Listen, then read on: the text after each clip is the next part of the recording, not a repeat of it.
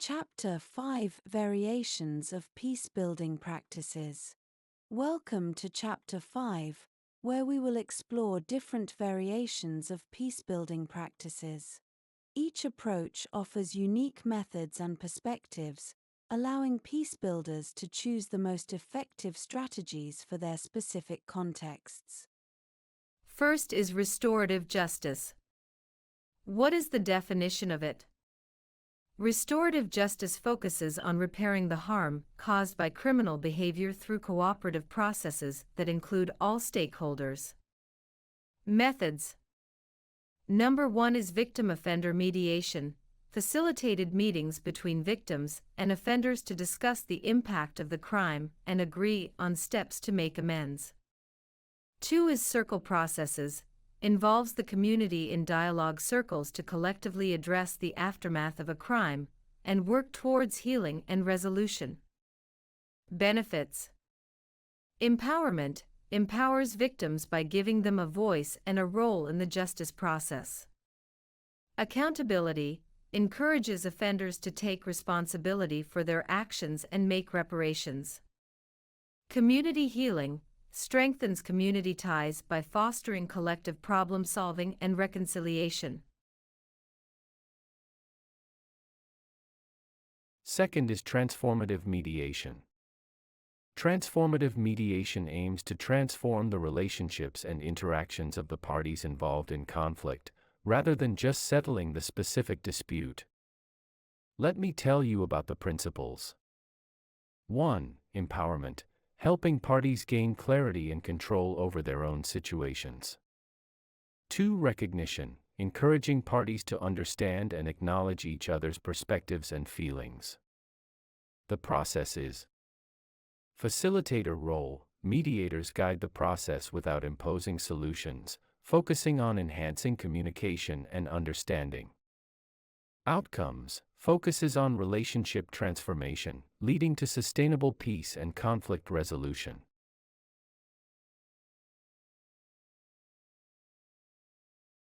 Third one is community-based peacebuilding. Community-based peacebuilding involves local communities in the peace process, leveraging local knowledge, traditions, and capacities. Okay, nice, but what are the approaches? First one is grassroots initiatives, empowering local leaders and groups to lead peacebuilding efforts tailored to their community's needs. Second one is participatory methods, involving community members in decision-making and implementation of peace projects. Let's see some examples. Example from the local peace committees, groups formed within communities to address conflicts and promote reconciliation. Example from youth engagement programs, initiatives aimed at involving young people in peacebuilding activities and leadership. Let's see the last one, which is peace education.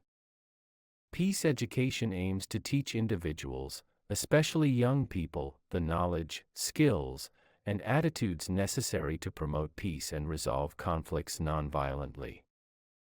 Curriculum. Conflict resolution skills, teaching techniques for resolving disputes peacefully. Global citizenship, promoting understanding and respect for diversity and human rights. Implementation. Schools and universities, integrating peace education into formal education systems. Community workshops, providing informal education through workshops and seminars for all age groups. Now we explore to get the variations of peacebuilding. By exploring these variations of peacebuilding practices, you can choose the methods that best suit your context and contribute effectively to creating lasting peace in your community. Chapter 6, Practice 2, Practical Strategies for Conflict Resolution. Welcome to Chapter 6, where we will delve into practical strategies for conflict resolution. These strategies are essential tools for peace builders, enabling them to address conflicts constructively and work towards sustainable solutions.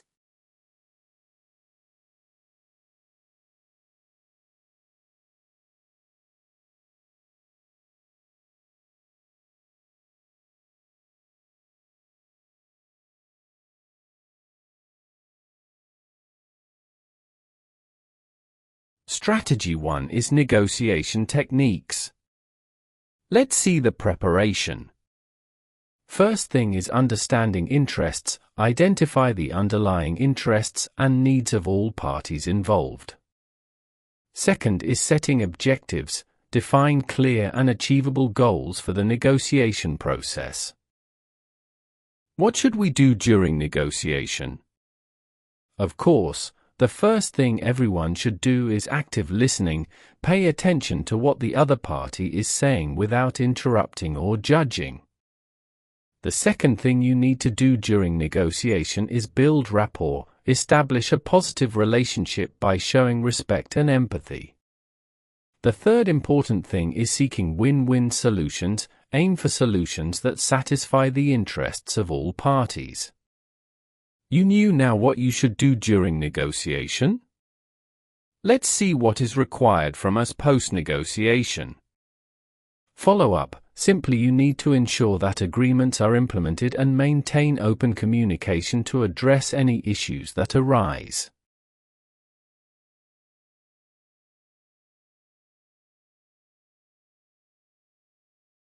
Now, after we covered mostly everything about the first strategy, let's see together the second one, which is mediation skills. What do you think is the role of the mediator? I'd appreciate it if you thought about it, but let me tell you, first role is neutral facilitation. Guide the process without taking sides or imposing solutions. Amazing, that's it? No, the second role is encouraging dialogue. Help parties communicate effectively and express their concerns and needs.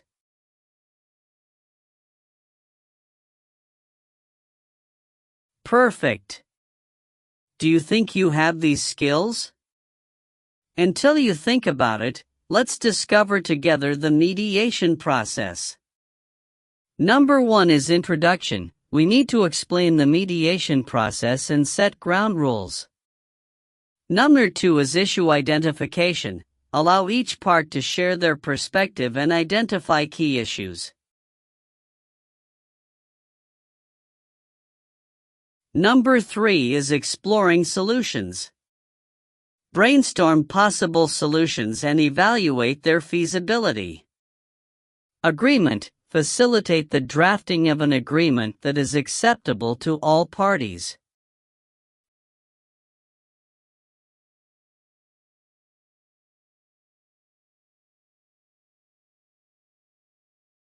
For the third strategy, we will talk about conflict analysis. Understanding the conflict, how to do so. To understand conflict, we need a root cause. Identify the underlying issues that led to the conflict. Then we need to recognize all parties involved and their respective interests and positions. To do this analysis, we need some tools, right? So first tool is SWOT analysis. Assess the strengths, weaknesses, opportunities, and threats related to the conflict. A second helpful one is conflict mapping. Create a visual representation of the conflict, showing the relationships between parties and issues.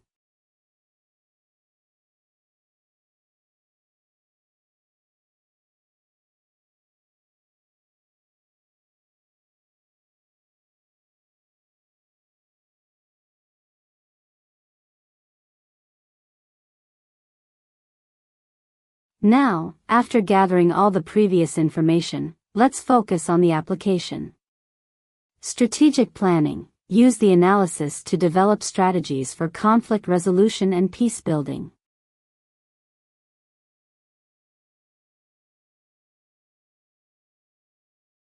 The last strategy is facilitation techniques.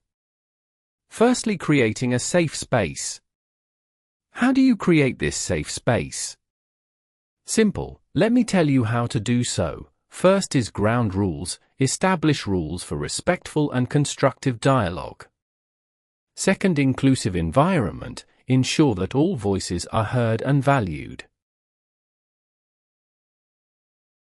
After creating your safe space, you need facilitating discussions. To facilitate these discussions, you need number 1, guiding the process. Keep the discussion focused and productive. 2, encouraging participation. Engage all participants and encourage active involvement. 3, managing conflict. Address any tensions or disagreements that arise during discussions.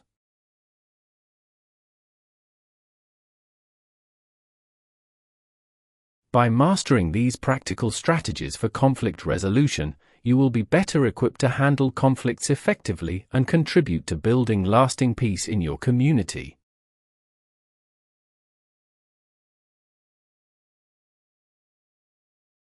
We continued the journey together and achieved our last chapter and practice 3, which is community engagement in peacebuilding. Welcome to our last chapter of our peacebuilding video training, where we will explore community engagement in peacebuilding. Engaging communities is crucial for creating sustainable peace, as it ensures that peacebuilding efforts are inclusive, participatory, and locally owned.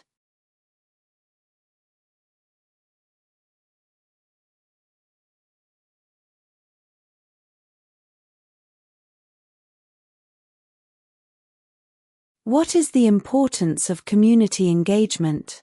Community engagement in such a topic is really important. When community engage, they feel a sense of ownership.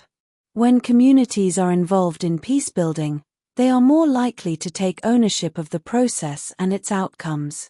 Secondly is sustainability.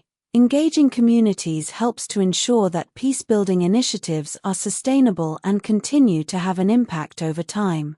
Of course, when the community knows all this information, there will be a local knowledge. Communities possess valuable knowledge and insights that can enhance peacebuilding efforts.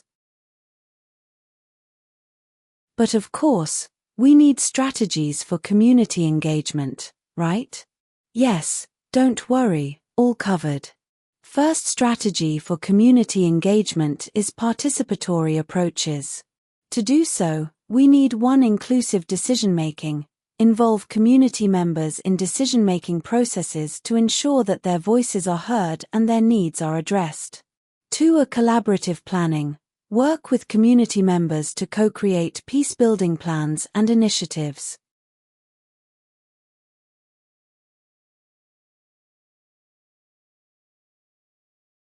Second strategy is capacity building. To achieve this strategy, we need to do the following. To provide training and education. Providing training and education to community members to enhance their peacebuilding skills and knowledge. And als empowerment. We need to empower community members to take leadership roles in peacebuilding efforts. The third strategy for community engagement is communication. Communication is always the key. How do you achieve successful communication? First, transparent information sharing. Keep the community informed about peacebuilding activities and progress. Second is feedback mechanisms. Establish mechanisms for community members to provide feedback and suggestions. Let's see together some examples of community engagement. Example from a local peace committees. Groups formed within communities to address conflicts, promote reconciliation, and support peacebuilding efforts. And another example from community dialogues. Structured discussions that bring together diverse community members to discuss issues, share experiences, and develop solutions.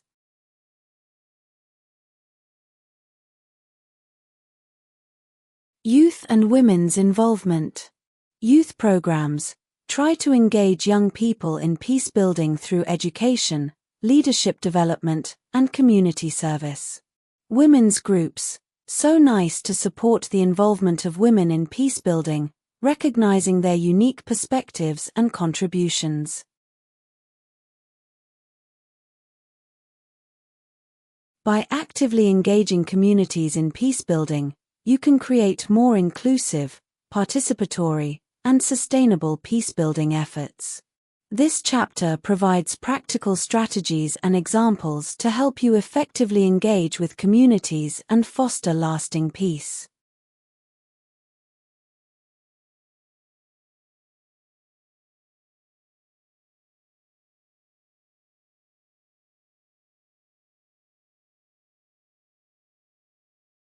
Finally, the conclusion of our video training. Welcome and congratulations, you have achieved conclusion of our training session on the peacebuilding. Let's summarize the key points we have covered and reflect on how you can apply these insights and practices in your context. The key takeaways of this video training. Number 1 is understanding peacebuilding. We explore the definition, significance, and key principles of peacebuilding, including dialogue, reconciliation, and non-violent conflict resolution. Number 2 is mindfulness for peacebuilding. We learned about the benefits of mindfulness and meditation for peacebuilders and practiced basic mindfulness techniques. Not only this, but we also discussed negotiation, mediation, conflict analysis, and facilitation techniques that are essential for resolving conflicts constructively. The last thing we talked about was community engagement. We highlighted the importance of engaging communities in peacebuilding and provided strategies and examples for effective community involvement.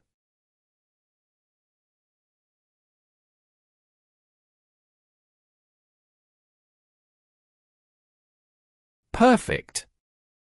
You attended this course, so how to reflect and apply what you have learned? Let me tell you, first thing you need to do is personal reflection. Reflect on how the principles and strategies discussed can be applied in your personal life and community.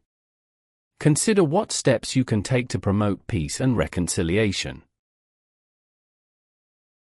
The second thing you need to do is community action.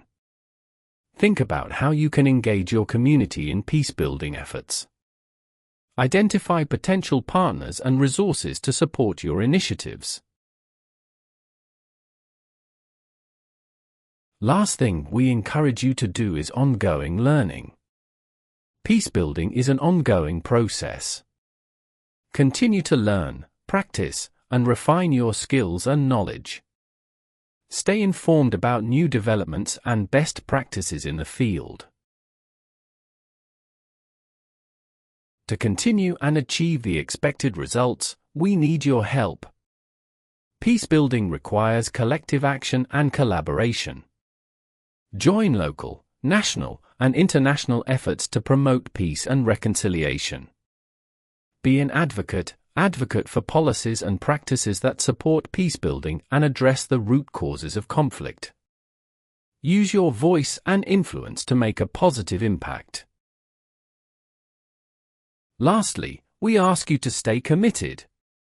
Building peace is a long-term commitment. Stay dedicated to the principles and practices of peacebuilding and inspire others to do the same. Please don't stop. By the end, we would like to thank you for joining us on this journey and look forward to see your achievements.